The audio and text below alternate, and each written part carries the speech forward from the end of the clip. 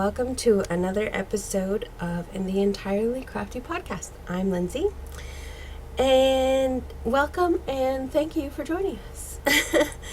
I didn't do my stats this week before I posted, but I thought I would just say thank you because I don't think I have in a few episodes. It's kind of one of those things, I think, that I really should get in the habit of writing down maybe a few show notes just so that I don't forget. And maybe things will go a little bit more smoother instead of kind of all over the place. So, I hope you guys had a fabulous week. I'm recording again on Monday just because I had a busy kind of weekend. So today is Monday, November 21st, which is mine and Chris's anniversary, our 13th anniversary. So we went out for dinner last night just because Mondays is usually his board gaming night at the restaurant. So I wanted him to still be able to go and do that because I know that he would probably be distracted at dinner if he knew that everybody else was gaming. So we went out last night. It was really good. We actually spent a better part of the day doing stuff together. So in the morning we got up and we had breakfast, and then we went to the movies and watched the Doctor Who it was the last two episodes of last season and then a bit of a teaser of this season, which I really should have waited to watch the first episode of this season until after I saw the stuff at the theater, because it really does sort of explain a little bit of the start of this season. I won't go into too much detail in case you haven't watched it yet or whatever, but it does sort of explain a little bit. And then they did an interview with David Capaldi, and you know, that was really good because they sort of, I don't know, they didn't give too much away, but they sort of explained a few things. Especially once you watch the first episode, you're kind of like, what? It's a good first episode, let's just say. So you'll have to watch it if you haven't watched it already. And if you have and want to talk about it, maybe just private message me so you don't have to so you're not giving away stuff on the Ravelry group if you want to discuss what happened. But it was really fun to go and watch, even though I had seen them. Chris he doesn't watch Doctor Who, so I think he was a little bit lost. But, you know, there's some days, especially when I binge watched a bunch, there were some days where he would come in and watch a half an episode, and he would have all these questions, but so he's seen a few parts of episodes,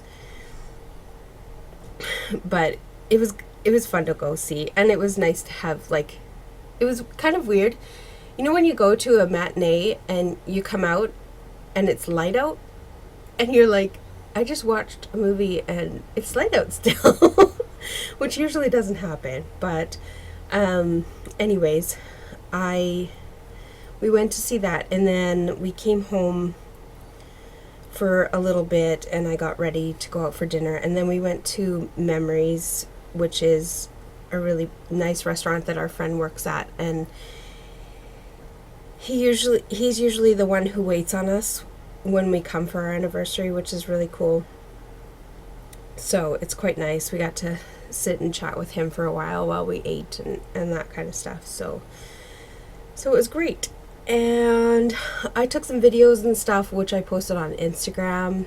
I took two flaming videos because one was my dinner and then the other one was dessert. I had I had steak peppercorn. It was a peppercorn kind of night. So I had steak peppercorn for supper.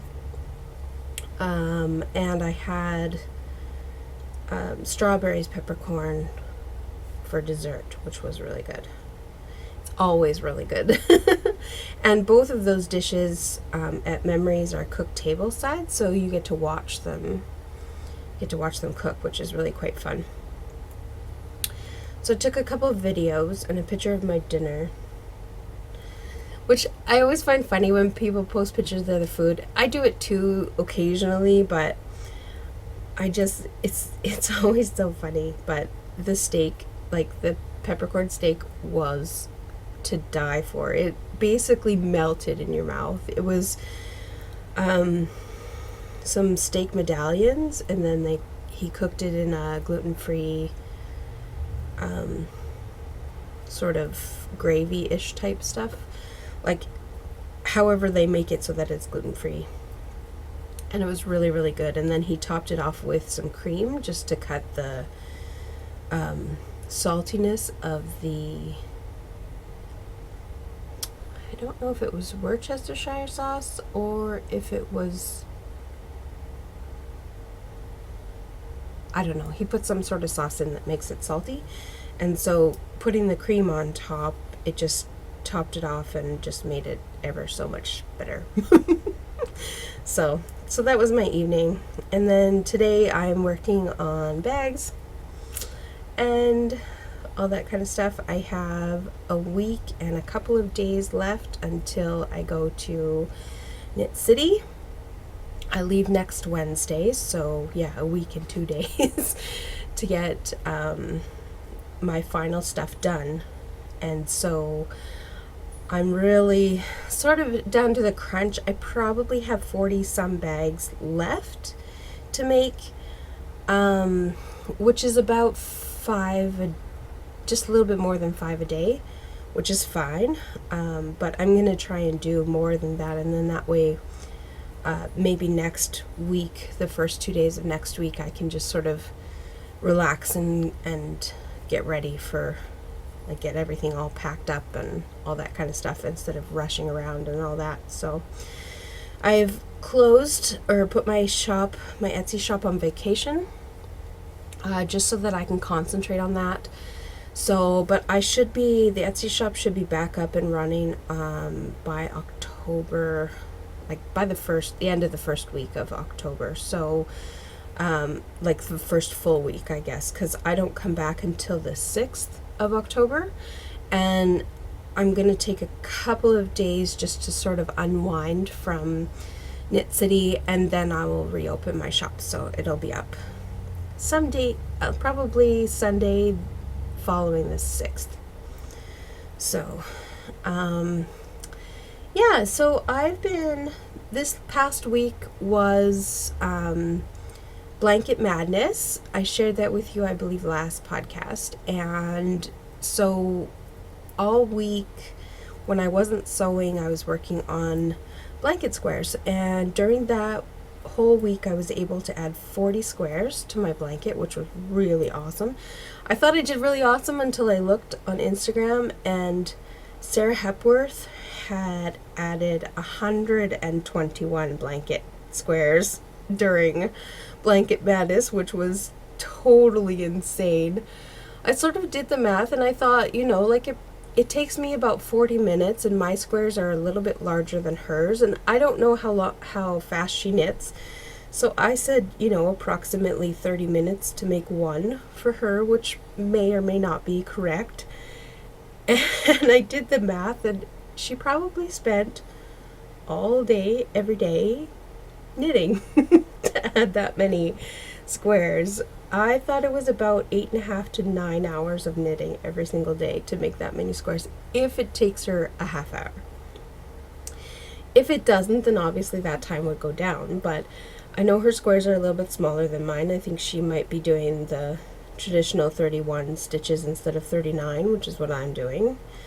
And it takes me about 40 minutes, maybe a little bit less, to do one square.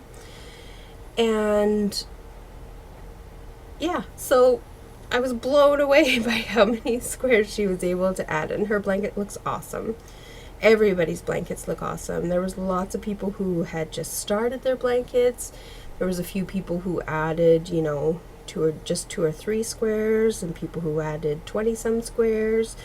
And I think it was all great. It was a good chance to get back working on your blanket. So the lady who hosts it, which is, sorry, I forgot to write this down, and I was going to. I'll just look at her up really quickly. I think it's Wool Diaries on Instagram. She hosts, I think she's hosting it every month. So keep watch if you want to follow her. It's at Wool Diaries, which I'll put down here. And she posts these little things at the end, or at the beginning, and then she posts one at the end. And so there's her page, Wool Diaries. And yeah, so you can follow along if you have a blanket going. It can be any blanket, because she has made it blanket madness, so that it can be worsted weight blankets, it can be sport weight blankets, or sock yarn blankets, and it doesn't necessarily have to be the mitered squares. It can be hexapuffs, it can be hexaflats, it can be one of those 10-stitch blankets. How many rounds, if you put a marker, how many full circles can you do in 1 week? Or corners you've turned, or whatever you decide it needs to be. This time she also added sewing in ends, and of course I knit my ends in as I go, before I start my square, or as I start my square. But I still have to go back and cut off the ends and stuff. So I did 58 of those, and some of those were actual I had to sew in, because the end ones you can't always sew in the end as you work. So yeah, I did that, and 58 ends and 40 squares in a week, which is really, really good. This week, however, I probably will only do maybe 1 square a day. I get up in the morning and I have a morning tea, and I usually knit for about an hour, so I get a little bit more than 1 square done usually in the mornings. And then in the evenings, when we sit down to have dinner, after dinner I will work on it. So I might get 2 squares done a day, maybe. But so I'm back to that. I'm probably going to take this blanket with me to Knit City. I doubt that I will get to work on it at Knit City itself, but possibly in the evenings, when we go out for dinner, or after dinner, or who knows, maybe I won't get any done at all. But I can probably do some while we drive if I switch off drivers, just because, like I said, there's four drivers going, so we should be able to switch off a bit here and there, and so maybe I can get some done on the way. We will see. So now that I'm done talking about life, sorry about that. 15 minutes of life, which is not too bad, I guess. It makes my podcast a little bit longer and tells you guys what I'm doing. This week I am, again, working on bags and things. I'm on call for delivery on Thursday, just because we just don't have enough staff that day. So it's not bad to have one day. I make a little bit of change here and there, from doing the deliveries, so that's not too bad. Saturday is the Made in Canada Saskatchewan, well, it's actually the Made in Canada Etsy sale. So look in a city near you if you're in Canada for a sale, because there are quite a few cities that are participating. Ours here is just across the street from our house, so I'll probably walk over on Saturday and support everybody. I was going to be in it, but if I was going to do it, then I have 4 days to restock for Knit City, and I just didn't think that was enough time to restock. So I didn't do it this year, but perhaps next year or the next one. I don't know how many times a year they're going to do this, but we will see. So I'll get to see a bunch of people that I know that have shops on Etsy here in Regina, and also from a few other towns. The Wacky Windmill, she's from the Lethbridge area in Alberta. She's coming, which I will probably spend a good portion of my Saturday budget on in her shop. I usually do. Her dyeing and stuff is awesome. So I am stopping, or not stopping, but just putting my no spend September on pause that day. I did slip up a couple of days ago. I bought some mini skeins, and the only reason I did is because usually the mini skeins that I bought sell out within minutes, and so when I saw them, I bought them right away. So I do have 1 day of spending, plus the 26th I'll spend a little bit of money. But other than that, pretty much all of September has been no spending, which is awesome. But October won't be, probably not, because that's when I'll start doing Christmas shopping and all that kind of stuff. So but yeah, so anyways, I will just finish this row here, and I will show you all the squares that I did in the past week, which is quite a few, obviously. I'm just about out. You can tell how many I've done because I put all of those stitch markers on them as I finish them so that I know which ones to show you guys. And if you look at my, where'd it go? I might have taken it out. Anyways, I have a tube of these stitch markers just so that I can keep them all in one place, and I think there might be 5 left. So I'm just going to start at one end of my blanket and work across as I show you. So remember how I said last week that I wanted to keep doing just row by row by row and not go up a little bit? Well, I kind of changed that because I did some nomadic yarns squares, and I don't want them to be all bunched up together because they're such a stripe, whereas all my other ones are sort of like this. So I've added a few. So now this one would be like row 8, I believe, is this one, but I didn't put one here yet. So I have all of these ones with the markers on them are new. And here's another Nomadic Yarns one that I added in. That one. That one. And another Nomadic Yarns one on top of a set of some. And then that one. And another set with a Nomadic Yarns on top. So what I'm doing is just knitting right from the ball, and just to add some of these squares in. So another Nomadic Yarns, and this one, and that one,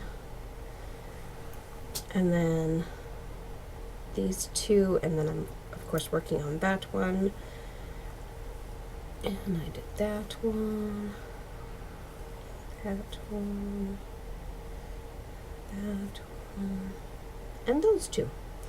So I put a lot of squares in since the last time I talked to you, which is awesome.